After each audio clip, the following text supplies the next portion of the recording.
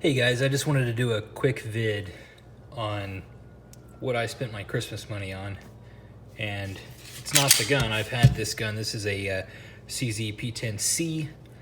I've had for a little while now. This is the optics ready version with the cover plate on here. I did have an optic on it, but I just have switched back to irons on it.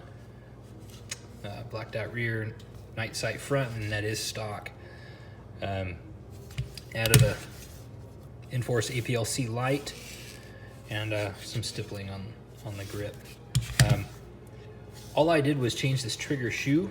It looks pretty much exactly like a factory shoe, except that it's aluminum and it has adjustable pre-travel.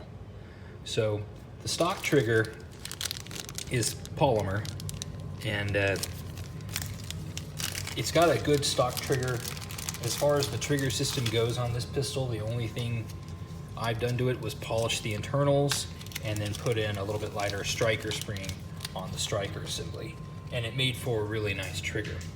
This is the factory one here, and it's got some grooves in the polymer there. When you pinch this down, it doesn't quite go flush, and so it leaves kind of a ding on the inside of your finger there where it rubs. It also pinches a little bit at the bottom of the trigger guard. This one's a little bit longer, has a smoother dingus on it, and has the adjustable pre-travel. So basically I had the trigger where I wanted it, with weight, the type of break, all the characteristics that I wanted were there, with just a polish and a striker spring. Now that I've eliminated the pre-travel that this trigger had, what they've done is just put a screw in right about here, so it can't go forward much more and have a ton of pre-travel in it. So I'm going to do the trigger break for you real quick. And this was adjustable pre-travel, and as you can see, the safety works when I'm pushing the dingus. This is all the pre-travel that I have, so it's very minimal. I want a little bit there for an insurance policy. If I draw the weapon, I've got a little bit of give to where I know where the wall is. It's got a very defined wall on this trigger, and then it breaks with a nice reset.